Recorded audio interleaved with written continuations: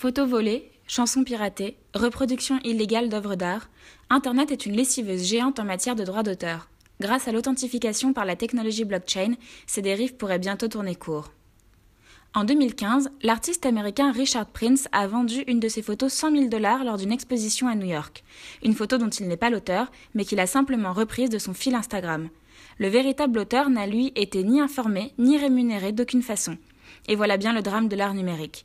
Aujourd'hui, n'importe quelle photo, chanson, vidéo ou fichier peut être copié et récupéré par des internautes.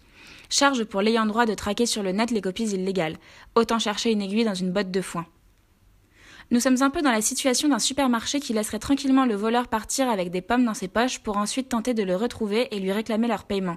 Cela montre Trent McConaughey et David Holzman, auteurs du livre blanc pour une propriété légale sur Internet. Le système de copyright n'est plus du tout adapté à l'heure d'Internet où les idées se propagent dans le monde entier à la vitesse de la lumière. Renchérit Bruce Spohn, l'un des cofondateurs d'Arscribe.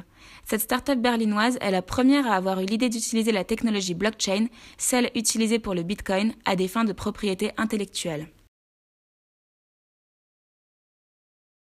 C'est-à-dire qu'on va dire un bitcoin ou une autre monnaie virtuelle, puisqu'il en existe une centaine, il faut savoir, au moins une centaine, et on peut en créer demain une ici, ensemble, si vous voulez. En fait, ça permet, on peut prendre juste une devise, un bitcoin, et dire, voilà, ce bitcoin, c'est plus un bitcoin, c'est plus quelque chose qui peut s'échanger à la valeur du bitcoin, ça va être une chanson.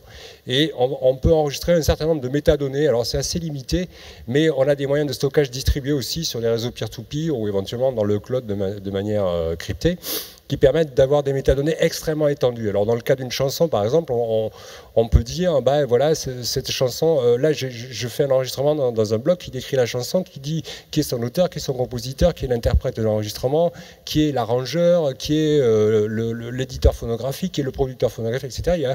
Il peut y avoir sur un tube mondial 1500 ou 2000 ayant droit direct, et dès qu'il y a une diffusion radio ou un stream sur Internet ou un téléchargement, il faut répartir le revenu de cette exploitation à des centaines ou des milliers d'ayants droit. Au moins quelques...